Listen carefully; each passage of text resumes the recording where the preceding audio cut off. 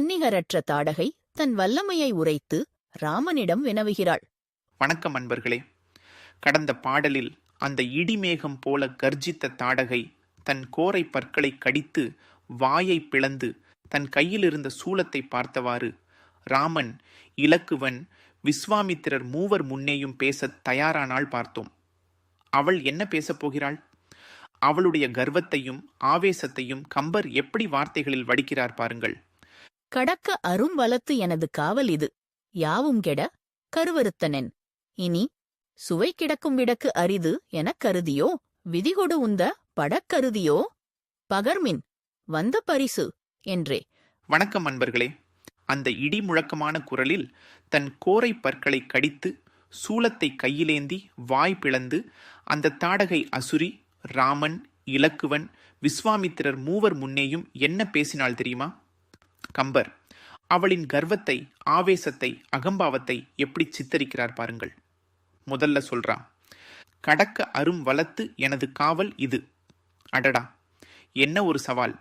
எந்த கொம்பனாலும், எந்த கடவுளாலும், எந்த வீரனாலும் கடந்து வர முடியாத, வெல்ல முடியாத பெரும் பலம் கொண்ட என்னுடைய ஆட்சிக்கு உட்பட்டதுடா இந்த இடம் ன்னு அவ சொல்றா.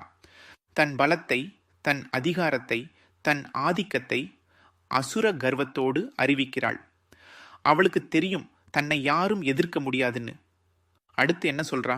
யாவும் கெட கருவறுத்தனன். அடேயப்பா, இங்கிருந்த எல்லாவற்றையும் அடியோடு அழித்து விட்டேன், வேரோடு வெட்டிச் சாய்த்து விட்டேன், எதுவுமே மிச்சமில்லாம ஆக்கிட்டேன்னு சொல்றா. காடுகளை அழிச்சது, உயிரினங்களை நாசம் பண்ணினது, முனிவர்களை துரத்தியது, அச்சுறுத்தினது. இது எல்லாத்தையும் ஒரே வரியில, ஒரே வார்த்தையில சொல்லி காட்டுறாள். ஒரு அழிவின் மொத்த உருவம் அவங்கிறதை ஒரு நொடியில புரிய வைக்கிறாள் கம்பர். அதுக்கப்புறம் கேட்கிறாள் பாருங்க ஒரு கேள்வி. இனி சுவை கிடக்கும் விடக்கு அரிது எனக் கருதியோ? என்ன ஒரு கொடூரமான கேள்வி! எனக்கு இனிமே சுவையான மாமிசம், நல்ல சதைப்பற்றுள்ள உணவு கிடைக்குது கஷ்டம்னு நினைச்சு, அதனால என்னோட உணவுக்காக நீங்க வந்தீங்களா அப்படின்னு கேட்கிறா. ஒரு அன்னையை போல, ஒரு தாயை போல பழகி வந்த முனிவர்களை கூட விட்டு வைக்காமல் அடித்து விரட்டி மாமிசத்திற்காக உயிர்களை வதைக்கும் அந்த பெரும் அசுரி குணத்தை ஒரு சில வார்த்தைகளில் புரிய வைக்கிறார் கம்பர். என்ன கொடூரமான எண்ணம்! அல்லது இன்னொரு கேள்வி கேட்கிறா. விதி கொடு உந்த படக்கருதியோ?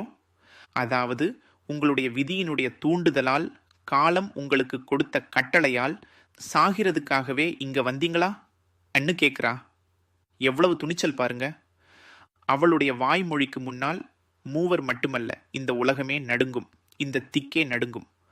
அந்த அளவுக்கு ஒரு அசாதாரணமான தைரியம் அவளுக்கு. நீங்க சாக வந்தீங்களான்னு அப்பட்டமா கேட்கிறா. இப்படி சொல்லிவிட்டு பகர்மின் வந்த பரிசு என்றே சொல்லுங்கடா, நீங்க எதுக்காக வந்தீங்கன்னு ராமன், இலக்குவன், விஸ்வாமித்திரர் மூவரையும் பார்த்து அசுர கர்ஜனையோட கேட்கிறான். கம்பர் தாடகை கதாபாத்திரத்தை எவ்வளவு வீரியத்தோட வடிவமைச்சிருக்கார் பாருங்க.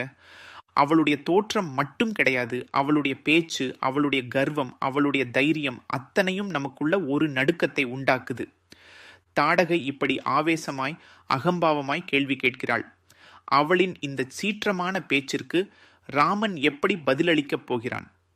அடுத்து என்ன நிகழப் போகிறது என்பதை அடுத்த பாடலில் பார்ப்போம்.